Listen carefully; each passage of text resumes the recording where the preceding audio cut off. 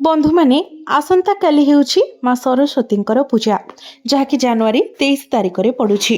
केवल स्कूल ले पढ़ुथिबा पिला माने किंबा पाठ पढ़ुथिबा पिला माने ही सरस्वतींक पूजा करि परिबे ताहा नुहे, बरं समस्ते माँ सरस्वतींकर पूजा करि परिबे। माँ सरस्वती हेउछन्ति शब्द, ज्ञान, विद्या, संगीत, कला एवं स्वरर देवी। आमे जो शब्द कहि थाउ, जहा कथा कहि थाउ, सबु माँ सरस्वतींक कृपारु ही कहि थाउ। माँ सरस्वती को समस्ते विद्यादात्री बोली कही थांती। पृथ्वी सृष्टि हेबा परे सृष्टि नीरव थिला। माँ सरस्वती ही समस्त को शब्द प्रदान करथिले। माँ सरस्वती पाई सारा विश्व स्वर, ध्वनि एवं शब्द रे भरी उठिला। सेथिपाई माँ सरस्वती को शब्दर देवी बोली मध्य कुहा जाय। माँ सरस्वती पूजा विषय वेद एवं श्रीमद देवी भागवत रे वर्णना रही। प्रतिवर्ष माघ मासर शुक्ल पक्ष पंचमी तिथि रे माँ सरस्वती पूजा होइथाय। तो चलित वर्ष जनवरी 23 तारिख शुक्रवार रे माँ पूजा हेबा। एही दिन को श्री पंचमी किंबा सरस्वती पूजा किंबा बसंत पंचमी बोली मध्य कहा जाय। माँ सरस्वती एही दिन रे आविर्भाव होइथिले, सेथिपाई माँकर जन्म दिवस रूपरे एही दिनटी को पालन करा जाय। समस्त विद्यार्थी मानक सहित अन्य माने मध्य माँ सरस्वती पूजा करि परिबे। माँ सरस्वती को धला रंग अत्यंत प्रिय होइथाय, तेणु माँ को पूजा रे धला रंगर फूल, धला रंगर भोग लागिले माँ अधिक खुशी होइथांती। जेमिति कि माँकर प्रिय फूल हेउछि धला गोलाप, धला कई, टगर, तराट, धला मंदार, धला चंपा इत्यादि। एही फूल सबु माँ को पूजा रे लागिथाय। माँ को पई फूलर हार तैयारी होइथाय। ता सहित हलदिया रंगर फूल मध्य माँ को पूजा रे लागिथाय। सरस्वती पूजा दिन धला मुरुज मध्य पड़िथाय। धला मुरुज रे स्वस्तिक चिन्ह आंकी पूजा करा जाय। एही पूजा रे घरे थिबा वेद, पुराण, पिला मानकर नुआ खाता, नुआ बही, स्लेट, संगीतर वाद्ययंत्र, गिटार इत्यादि को पूजा करा जाय। पूजा रे धला रंगर भोग मध्य पूजा करा जाय, जेमिति कि खीरी, गाई क्षीर सर, धला मिठा, राशि खजा इत्यादि। ए सबु भोग लागि थाए सरस्वती पूजा रे। पूजा दिन माँ सरस्वती मूर्ति, फटो, गुआ, घट स्थापना करी किंबा दुईटी कलम को रखी मध्य माँकर पूजा करा जाय परिबो। जदि मूर्ति पूजा करिवे ताहाले नना को डाकी उचित नीति नियम रे पूजा करिबा उचित। स्कूल, कॉलेज, विद्या अनुष्ठान गुड़िकरे प्राय मूर्ति को पूजा करा जाय। नना आसी मूर्ति पूजा करिथांती, किंतु आपण माने जदि घरे मूर्ति पूजा करिवे ताहाले नीति नियम रे नना को डाकी पूजा करिबा उचित। किंतु आपण जदि घरे माँ सरस्वती फोटो किंबा गुआ बसई पूजा करिवे ताहाले आपण निजे नियम रे पूजा करिबा उचित। समस्त पूजा परी एही पूजा रे आमिष, पियाज, रसुण, पिता जिनिस, बेल, मूला इत्यादि खाइबा को बारण करा जाय। शीत दिन रे जेहेतु माँकर पूजा हुए तेणु एही दिन रे बरकोली पाचि थाए, तेणु माँ को पाखरे ऋतु फल बरकोली को पूजा करी पिला माने खाई थांती। आंबर बौल मध्य माँ को पाखरे पूजा होई थाए। सरस्वती पूजा दिन व्रत, बाहागर, शुभ अनुकूल, विद्यारंभ एमिति अनेक प्रकार शुभ काम आरंभ होई थाए। एही दिनटी शुभ काम पाई बहुत भल होई थाए। तो आजिर एही वीडियो रे मु आपनको एपरि किछि उपाय विषय कहिबी जो उपाय गुड़िक करबा द्वारा आपणकर पिलार विद्या विचक्षण हेबो।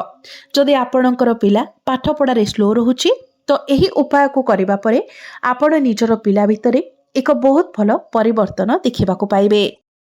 माँ सरस्वती को विद्यादात्री भाବରେ माना जाय थाए।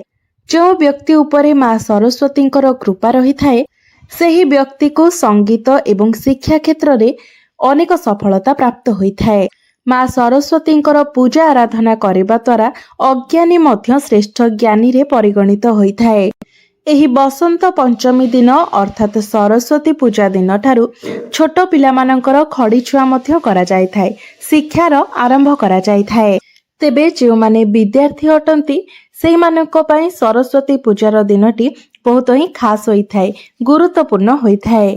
तेबे जो पिला मानकर मन पाठ पढ़ारे लागु नाही किंबा पाठ पढ़ारे से माने मन लगाई पारु नाहंती, से माने सरस्वती पूजा दिन किछि विशेष उपाय करबा उचित। एवं जदि पिला बहुत छोट अछि तो पिला पई तांकर बापा माँ मध्य एही उपायटी को पालन करि परिबे। तेबे बंधु माने आसंतु जानि नेबा सेही उपाय गुड़िक कौन अटे। ଯେଉଁ ଉପାୟ ଗୁଡ଼ିକ କରିବା ଦ୍ୱାରା ମୂର୍ଖ ପିଲା ମଧ୍ୟ ଜ୍ଞାନୀ ହୋଇପାରିବ। ତେବେ ତା ପୂର୍ବରୁ ଆସନ୍ତୁ ଜାଣିନେବା ଯେ ବସନ୍ତ ପଞ୍ଚମୀ ଶ୍ରୀ ପଞ୍ଚମୀ କାହିଁକି ପାଳନ କରାଯାଇଥାଏ। ତେବେ ବନ୍ଧୁମାନେ, ବସନ୍ତ ଋତୁକୁ ଋତୁମାନଙ୍କର ରାଜା ବୋଲି ମାନାଯାଇଥାଏ। ମାନାଯାଇଥାଏ ଯେ ସୃଷ୍ଟିକର୍ତ୍ତା ବିଷ୍ଣୁଙ୍କର ମୁଖରୁ ଏହି ବସନ୍ତ ପଞ୍ଚମୀ ଦିନ ହିଁ ଜ୍ଞାନ ଏବଂ ବିଦ୍ୟାର ଦେବୀ ମା ସରସ୍ୱତୀଙ୍କର ପ୍ରକଟ ହୋଇଥିଲା।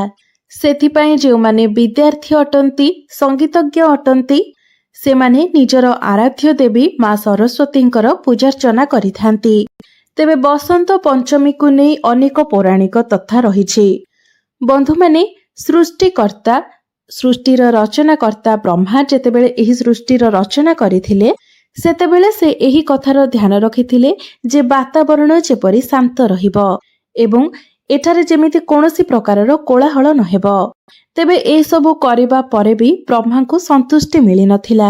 ସୃଷ୍ଟିର ରଚନା କରିସାରିବା ପରେ ସମଗ୍ର ସୃଷ୍ଟି ତାଙ୍କୁ ସୁନସାନ ଏବଂ ନିର୍ଜନ ଲାଗିଲା। ସେତେବେଳେ ବ୍ରହ୍ମା ଶ୍ରୀ ବିଷ୍ଣୁଙ୍କ ଠାରୁ ଅନୁମତି ନେଇ ନିଜର କମଣ୍ଡଳରୁ ପୃଥିବୀ ଉପରକୁ କିଛି ଜଳ ଛିଞ୍ଚିଲେ ଏବଂ ସେହି ଜଳ ଯେତେବେଳେ ପୃଥିବୀରେ ପଡ଼ିଲା ତ ପୃଥିବୀରେ ଏକ ଅଦ୍ଭୁତ କମ୍ପନ ସୃଷ୍ଟି ହେଲା ଏବଂ ଏକ ଅଦ୍ଭୁତ ଶକ୍ତି ରୂପରେ ଚତୁର୍ଭୁଜା ସୁନ୍ଦରୀ ନାରୀଙ୍କର ଉତ୍ପତ୍ତି ହେଲା। ସେହି ଦେବୀଙ୍କର ଗୋଟିଏ ହାତରେ ବୀଣା, ଦ୍ୱିତୀୟ ହାତରେ ବରମୁଦ୍ର ଥିଲା ଏବଂ ଅନ୍ୟ ଦୁଇଟି ହାତରେ ପୁସ୍ତକ ଏବଂ ମାଳା ରହିଥିଲା। ତ ବ୍ରହ୍ମା ସେହି ନାରୀଙ୍କୁ ବୀଣା ବାଦନ କରିବାକୁ ଅନୁରୋଧ କଲେ ଏବଂ ସେହି ଦେବୀଙ୍କର ବୀଣା ବାଦନ କରିବା ପରେ ସଂସାରର ସବୁ ଜୀବମାନଙ୍କୁ ବାଣୀ ପ୍ରାପ୍ତ ହୋଇଥିଲା ଏବଂ ସେହି ଦେବୀଙ୍କୁ ବ୍ରହ୍ମା ସରସ୍ୱତୀର ନାମ ଦେଇଥିଲେ ଏବଂ ତାଙ୍କୁ ହିଁ ଆମେ ମା ସରସ୍ୱତୀ ଭାବରେ ପୂଜା କରିଥାଉ ଏବଂ ଏହି ଦେବୀ ବାଣୀ ସହିତ ବିଦ୍ୟା ଏବଂ ବୁଦ୍ଧି ମଧ୍ୟ ପ୍ରଦାନ କରିଥିଲେ ଏବଂ ସେହି ତିଥିଟି ବସନ୍ତ ଋତୁର ପଞ୍ଚମୀ ତିଥି ଥିଲା। ତ ସେଥିପାଇଁ ବସନ୍ତ ପଞ୍ଚମୀ ଅର୍ଥାତ୍ ବସନ୍ତ ମାସର ପଞ୍ଚମୀ ତିଥିରେ ଆମେମାନେ ମା ସରସ୍ୱତୀଙ୍କର ପୂଜା କରିଥାଉ। ଏହି ଦିନ ମା ସରସ୍ୱତୀଙ୍କୁ ବାଗେଶ୍ୱରୀ, ଭଗବତୀ, ଶାରଦା, ବୀଣାବାଦିନୀ ଏବଂ ବାଗ୍ଦେବୀ ସହିତ ଆହୁରି ଅନେକ ନାଁ ଦ୍ୱାରା ପୂଜା କରାଯାଇଥାଏ। ତ ବନ୍ଧୁମାନେ, ଯଦି ଆପଣଙ୍କର ପିଲାର ମନ ପାଠପଢ଼ାରେ ଲାଗୁନାହିଁ, ପାଠ ତାର ମନେ ରହୁନାହିଁ ଏବଂ ପିଲା ଛୋଟ ଅଛି, ତ ଆପଣ କ'ଣ କରନ୍ତୁ ନା ଏହି ସରସ୍ୱତୀ ପୂଜା ଦିନ ହଳଦିଆ ରଙ୍ଗର ଫଳ ଆପଣ ନିଜ ପିଲାର ହାତରେ ମା ସରସ୍ୱତୀଙ୍କ ନିକଟରେ ଅର୍ପଣ କରନ୍ତୁ। ଏହା ସହିତ ଆପଣଙ୍କର ପିଲା ଯେଉଁଠାରେ ପାଠ ପଢୁଛି ତାର ଷ୍ଟଡି ଟେବୁଲ ପାଖରେ ଆପଣ ମା ସରସ୍ୱତୀଙ୍କର ଏକ ଫଟୋ ଚିତ୍ର କିମ୍ବା ମୂର୍ତ୍ତିଟିଏ, ଛୋଟ ମୂର୍ତ୍ତିଟିଏ ଆପଣ ରଖନ୍ତୁ। ଏପରି କରିବା ଦ୍ୱାରା ପିଲାର ଧ୍ୟାନ ପାଠପଢ଼ାରେ କେନ୍ଦ୍ରିତ ହେବ, ତାର ମନ ମଧ୍ୟ ପାଠପଢ଼ାରେ ଲାଗିବ ଏବଂ ଯାହା ପାଠ ପଢ଼ିବ ତାର ମନେ ମଧ୍ୟ ରହିବ। ଏହା ସହିତ ଯଦି ଆପଣ ନିଜେ ବିଦ୍ୟାର୍ଥୀ ଅଟନ୍ତି, ଆପଣଙ୍କର ପାଠ ମନେ ରହୁନାହିଁ କିମ୍ବା ପାଠପଢ଼ାରେ ଆପଣଙ୍କର ମନ ଲାଗୁନାହିଁ, ତ ସେଥିପାଇଁ ଆପଣ ଏକ ମନ୍ତ୍ରର ମଧ୍ୟ ଜପ କରିପାରିବେ। ତ ଆପଣ ବସନ୍ତ ପଞ୍ଚମୀ ଦିନ ଯେତେବେଳେ ମା ସରସ୍ୱତୀଙ୍କର ପୂଜା କରୁଛନ୍ତି, ତ ମା ସରସ୍ୱତୀଙ୍କର ମୂଳ ମନ୍ତ୍ର ଓମ୍ ସରସ୍ୱତୀ ନମଃ, ଏହି ମନ୍ତ୍ରକୁ 108 ଥର ଜପ କରନ୍ତୁ। ଏପରି କରିବା ଦ୍ୱାରା ନିଶ୍ଚିତ ଭାବରେ ଆପଣଙ୍କୁ ଲାଭ ପ୍ରାପ୍ତି ହେବ। ଏହା ବ୍ୟତୀତ ଯେଉଁ ପିଲାମାନଙ୍କର କଥା କହିବାରେ ସମସ୍ୟା ଅଛି, ତାଙ୍କର କଥା କହିବା ବେଳେ ପାଟି ଲାଗୁଛି କିମ୍ବା କୌଣସି ପ୍ରକାରର ବି ବାଣୀ ଦୋଷ ରହିଛି, ତେବେ ଆପଣ ସରସ୍ୱତୀ ପୂଜା ଦିନ ଚାନ୍ଦିର ଗୋଟିଏ ପେନ୍ କିମ୍ବା ଯାହା ଲେଖନୀ ରହିଥାଏ ଆପଣ ତାହା ନିଅନ୍ତୁ ଏବଂ କେଶରରେ ଆପଣ ନିଜର ପିଲାର ଜିଭରେ ଶ୍ରୀ ସରସ୍ୱତୀ ନମଃ ଏହି ମନ୍ତ୍ରଟିକୁ ଲେଖିଦିଅନ୍ତୁ। ଏପରି କରିବା ଦ୍ୱାରା ଆପଣଙ୍କର ପିଲାର ବାଣୀ ଦୋଷ ଶେଷ ହୋଇଯିବ। ଆପଣଙ୍କ ପିଲା ଠିକ୍ ଭାବରେ କଥା କହିପାରିବ, ପିଲାର ଭାଷା ସ୍ପଷ୍ଟ ହେବ। ଏବଂ ଯଦି ଆପଣଙ୍କ ପିଲାର ଆପଣ ବିଦ୍ୟାରମ୍ଭ କରୁଛନ୍ତି, ତ ସେତେବେଳେ ମଧ୍ୟ ଆପଣ ଏହି ସରସ୍ୱତୀ ପୂଜା ଦିନ ଯଦି ପିଲାର ଜିଭରେ ଆପଣ ଚାନ୍ଦିର ପେନ୍ କିମ୍ବା ଚାନ୍ଦିର ଲେଖନୀରେ ଆପଣ ମହୁରେ ବୁଡ଼ାଇକି ପିଲାର ଜିଭରେ ଓମ୍ ସରସ୍ୱତୀ ନମ ଲେଖନ୍ତି, ତ ଆପଣଙ୍କର ପିଲା ନିଶ୍ଚିତ ଭାବରେ ବୁଦ୍ଧିମାନ ହେବ ଏବଂ ପିଲାର ବାଣୀ ମଧ୍ୟ ମଧୁର ହେବ। ଏହା ବ୍ୟତୀତ ଆପଣ ସରସ୍ୱତୀ ପୂଜା ଦିନ ଗୋଟିଏ ମୟୂର ପଙ୍ଖକୁ ନେଇକି ମା ସରସ୍ୱତୀଙ୍କ ନିକଟରେ ପୂଜା କରାଇ ଆଣନ୍ତୁ ଏବଂ ଏହି ମୟୂର ପଙ୍ଖକୁ ନିଜ ପିଲାର କୌଣସି ବି ବହି ଭିତରେ ରଖିଦିଅନ୍ତୁ। ମା ସରସ୍ୱତୀଙ୍କ ନିକଟରେ ପୂଜା କରାଇବା ଫଳରେ ମୟୂର ପକ୍ଷଟି ଅଭିମନ୍ତ୍ରିତ ହୋଇଯିବ ଏବଂ ଏହା ଆପଣଙ୍କ ପିଲାକୁ ତାର ମନକୁ ପାଠ ପଢ଼ାରେ କେନ୍ଦ୍ରିତ କରାଇବାରେ ସାହାଯ୍ୟ କରିବ। ପିଲାର ପାଠ ପଢ଼ା ମନେ ରହିବାରେ ମଧ୍ୟ ସାହାଯ୍ୟ କରିବ। ତ ସେହି ମୟୂର ପଙ୍ଖକୁ ଆପଣ ନିଜ ପିଲାର ଷ୍ଟଡି ଟେବୁଲ ପାଖରେ କିମ୍ବା କୌଣସି ବହି ଭିତରେ ରଖିଦିଅନ୍ତୁ। ତେବେ ଧ୍ୟାନ ରଖିବେ ମୟୂର ପଙ୍ଖଟି ଯେପରି ସମ୍ପୂର୍ଣ୍ଣ ରୂପରେ ଭଲ ଥିବା ଦରକାର। ଯେମିତି କେଉଁଠାରୁ ଖଣ୍ଡିତ ନ ହୋଇଥିବ ସେଥିପ୍ରତି ଆପଣ ଧ୍ୟାନ ରଖିବା ଉଚିତ। ଏହା ବ୍ୟତୀତ ଆପଣ ସରସ୍ୱତୀ ପୂଜା ଦିନ ଗୋମାତାଙ୍କୁ 3ଟି ରୁଟି ଖାଇବାକୁ ଦିଅନ୍ତୁ। ଯଦି ଆପଣଙ୍କ ନିଜ ଘରେ ଗାଈ ଅଛି ତ ବହୁତ ଭଲ କଥା। ଯଦି ଆପଣଙ୍କ ଘରେ ଗାଈ ନାହିଁ ତ ରାସ୍ତାରେ ଯଦି ମଧ୍ୟ ଆପଣ ଗାଈ ଦେଖୁଛନ୍ତି ତ ଆପଣ ସେହି ଗାଈକୁ 3ଟି ରୁଟି ଖୁଆଇ ଦିଅନ୍ତୁ। କିମ୍ବା ଘର ପାଖରେ ଯଦି କୌଣସି ବ୍ୟକ୍ତିଙ୍କର ଘରେ ଗାଈ ଅଛନ୍ତି ତ ସେହି ଗାଈକୁ ମଧ୍ୟ ଆପଣ ରୁଟି ଖୁଆଇ ପାରିବେ। ତ ସରସ୍ୱତୀ ପୂଜା ଦିନ ଆପଣ କୌଣସି ବି ଏକ ଗାଈକୁ 3ଟି ରୁଟି ଖାଇବାକୁ ଦିଅନ୍ତୁ। ତେବେ ଏହି କାମଟିକୁ ଆପଣଙ୍କୁ ସକାଳୁ ସକାଳୁ ହିଁ କରିବାର ଅଛି। ତ ବନ୍ଧୁମାନେ, ଏହି ଉପାୟ ଗୁଡ଼ିକ ଯଦି ଆପଣ ନିଷ୍ଠାର ସହିତ ପାଳନ କରନ୍ତି ତ 3-4 ଦିନ ମଧ୍ୟରେ ହିଁ ଆପଣ ତଫାତ୍ ଦେଖିବାକୁ ପାଇପାରିବେ। ଏହି ସବୁ ଉପାୟ ଗୁଡ଼ିକର ଶୁଭ ପରିଣାମ ଆପଣ ଦେଖିବାକୁ ପାଇପାରିବେ। ତ ବନ୍ଧୁମାନେ, ଏବେ ମୁଁ ଆପଣଙ୍କୁ ଏପରି ଏକ ଉପାୟ ବିଷୟରେ କହିବାକୁ ଯାଉଛି ଯେଉଁ ଉପାୟଟି କରିବା ଦ୍ୱାରା ଆପଣ ଯଦି କୌଣସି ପରୀକ୍ଷାରେ ବାରମ୍ବାର ଫେଲ୍ ହେଉଥିଲେ, ଅସଫଳ ହେଉଥିଲେ କିମ୍ବା ଆପଣଙ୍କୁ ନିଜର ଇଚ୍ଛା ମୁତାବକ ଚାକିରି ମିଳିପାରୁନଥିଲା ତ ସେଥିପାଇଁ ଏହି ଉପାୟଟି ଆପଣଙ୍କୁ ବହୁତ ସାହାଯ୍ୟ କରିବ। ତେବେ ଏହି ଉପାୟଟିକୁ ଆପଣଙ୍କୁ 2 ଦିନ ପାଳନ କରିବାର ଅଛି। ତ ବନ୍ଧୁମାନେ, ସେଥିପାଇଁ ଆପଣଙ୍କ ଘର ନିକଟରେ ଯଦି କୌଣସି ସରସ୍ୱତୀଙ୍କର ମନ୍ଦିର ଅଛି କିମ୍ବା ସରସ୍ୱତୀ ପୂଜା ଦିନ ଯେଉଁ ବିଦ୍ୟାଳୟରେ ସରସ୍ୱତୀଙ୍କର ପୂଜା କରାଯାଉଛି କିମ୍ବା ଯେଉଁଠାରେ ବି ମା ସରସ୍ୱତୀଙ୍କୁ ପୂଜା କରାଯାଉଛି ତ ଆପଣ ବ୍ରହ୍ମ ମୁହୂର୍ତ୍ତରୁ ଉଠି ହଳଦୀ ମିଶ୍ରିତ ଜଳରେ ସ୍ନାନ କରିନିଅନ୍ତୁ ଏବଂ ଏକ ହଳଦିଆ ରଙ୍ଗର ବସ୍ତ୍ର ପରିଧାନ କରନ୍ତୁ। ତାପରେ ଆପଣ ତା ପୂର୍ବ ଦିନଠାରୁ ବଜାରରୁ ଏକ ବୀଣା କିଣି ଆଣିଥିବେ ଏବଂ ସେହିଦିନ ଆପଣ ଯେଉଁଠାରେ ମା ସରସ୍ୱତୀଙ୍କର ପୂଜା କରାଯାଉଥିବ ସେହି ସ୍ଥାନକୁ ଯାଆନ୍ତୁ। ମା ସରସ୍ୱତୀଙ୍କୁ ଆପଣ ଧଳା ରଙ୍ଗର ଚନ୍ଦନ, ଧଳା ଏବଂ ହଳଦିଆ ରଙ୍ଗର ଫୁଲ, ହଳଦିଆ ରଙ୍ଗର ଫଳ ଏବଂ କେଶର ମିଶ୍ରିତ କ୍ଷୀରି ଅର୍ପଣ କରନ୍ତୁ। ତାପରେ ମା ସରସ୍ୱତୀଙ୍କର ଆଳତି କରନ୍ତୁ ଏବଂ ମା ସରସ୍ୱତୀଙ୍କର ମୂଳ ମନ୍ତ୍ର ମଧ୍ୟ ଯାହାକି ଓମ୍ ସରସ୍ୱତୀ ନମଃ, ଏହି ମନ୍ତ୍ରକୁ 108 ଥର ଜପ କରନ୍ତୁ। ତେବେ ରୁଦ୍ରାକ୍ଷ ମାଳା ଦ୍ୱାରା ଆପଣ ମନ୍ତ୍ରର ଜପ କରିବେ। ତାପରେ ଆପଣ ଯେଉଁ ବୀଣା ନେଇଥିବେ ସେହି ବୀଣାକୁ ମା ସରସ୍ୱତୀଙ୍କର ଚରଣ ପାଖରେ ରଖିବେ ଏବଂ ନିଜର ପୁସ୍ତକ ଗୁଡ଼ିକୁ ମଧ୍ୟ ଆପଣ ନିଜ ସାଥିରେ ନେଇଯାଇଥିବେ ଯାହାକୁ କି ଆପଣ ମା ସରସ୍ୱତୀଙ୍କର ଚରଣ ତଳେ ରଖିବେ। ତାପରେ ସବୁ ପୁସ୍ତକ ଏବଂ ସେହି ବୀଣାଟିରେ ହଳଦୀ ଏବଂ ଚନ୍ଦନର ତିଳକ ଲଗାଇବେ ଏବଂ ସେହି ସରସ୍ୱତୀ ପୂଜା ଦିନ ଆପଣ ବେସନ ଲଡୁ, ଖେଚୁଡ଼ି କିମ୍ବା ହାଲୁଆ ବନାଇ ଗରିବ ଏବଂ ଦୁଃଖୀ ଦରିଦ୍ର ବ୍ୟକ୍ତିଙ୍କୁ ଦାନ କରିବେ ଏବଂ ନିଜ ଗୃହରେ ସରସ୍ୱତୀ ଯନ୍ତ୍ରର ସ୍ଥାପନା କରାଇବେ ଏବଂ ପ୍ରତ୍ୟେକ ଦିନ ନିୟମିତ ଭାବରେ ଯଥାବିଧି ପୂର୍ବକ ସରସ୍ୱତୀ ଯନ୍ତ୍ରର ପୂଜାର୍ଚ୍ଚନା କରିବେ।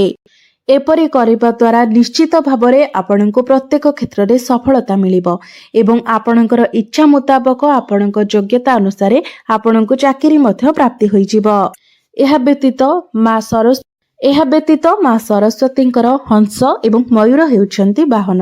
ତ ଆପଣ ଯଦି ନିଜର ପିଲାର ଷ୍ଟଡି ରୁମ୍ରେ ହଂସ କିମ୍ବା ମୟୂରର ଚିତ୍ର ଲଗାନ୍ତି ତ ଏହା ମଧ୍ୟ ପିଲା ପାଇଁ ଶୁଭ ପ୍ରଭାବ ଦେଇଥାଏ। ମା ସରସ୍ୱତୀଙ୍କୁ ହଳଦିଆ ରଙ୍ଗର ଫୁଲ ବହୁତ ହିଁ ପ୍ରିୟ ହୋଇଥାଏ। ତ ଆପଣ ମା ସରସ୍ୱତୀଙ୍କୁ ଗେଣ୍ଡୁ ଫୁଲ କିମ୍ବା ସୂର୍ଯ୍ୟମୁଖୀ ଫୁଲ ମଧ୍ୟ ଅର୍ପଣ କରିପାରିବେ। ସରସ୍ୱତୀ ପୂଜା ଦିନ ଆପଣ ଦୁଃଖୀ ଦରିଦ୍ର ବ୍ୟକ୍ତିମାନଙ୍କୁ ହଳଦିଆ ରଙ୍ଗର ଜିନିଷ ଦାନ କରନ୍ତୁ ଏବଂ ଯେଉଁମାନେ ଗରିବ ପିଲାମାନେ ଅଛନ୍ତି ସେମାନଙ୍କୁ ଯଦି ଆପଣ ସରସ୍ୱତୀ ପୂଜା ଦିନ ପୁସ୍ତକ, କଲମ ଇତ୍ୟାଦି ଦାନ କରନ୍ତି ତ ଏହାଦ୍ୱାରା ମା ସରସ୍ୱତୀଙ୍କର କୃପା ଆପଣଙ୍କୁ ପ୍ରାପ୍ତି ହୋଇଥାଏ।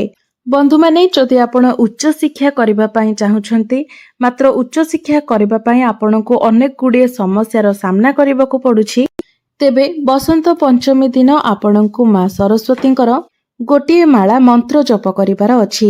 ତେବେ ମା ସରସ୍ୱତୀଙ୍କର ମୂଳ ମନ୍ତ୍ର ଓମ୍ ସରସ୍ୱତୀ ନମଃ, ଏହି ମନ୍ତ୍ରକୁ ଆପଣ 108 ଥର ଜପ କରନ୍ତୁ। ତେବେ ବନ୍ଧୁମାନେ, ଆପଣ ଯଦି ସରସ୍ୱତୀ ପୂଜା ଦିନ ଏହି ଉପାୟ ଗୁଡ଼ିକ ମଧ୍ୟରୁ ନିଜର ଆବଶ୍ୟକତା ଅନୁସାରେ କୌଣସି ବି ଉପାୟର ପାଳନ କରନ୍ତି ତ ନିଶ୍ଚିତ ଭାବରେ ଆପଣଙ୍କୁ ଏହାର ଶୁଭ ଫଳ ପ୍ରାପ୍ତି ହେବ। ଏହି ଶୁଭ ଦିନଟି ବର୍ଷରେ ଗୋଟିଏ ଥର ପାଇଁ ଆସିଥାଏ। तो एहाको आपण कदापि भी हाथ छड़ा करंतु नाही। एही दिन आपण निश्चित भाବରେ निजर आवश्यकता अनुसार कौनसी भी उपाय को पालन करंतु एवं एहार चमत्कारी को मध्य आपण निजे अनुभव करिपारिबे। तो बंधु माने मोर एही भिडियोटी जदि आपण मानकु भल लागि थाए तेबे भिडियोटी को लाइक करे चैनल टी को सब्सक्राइब करि देबे एवं कमेंट बॉक्स रे भक्ति एवं श्रद्धार सहित जय मां सरस्वती निश्चय लिखिबे।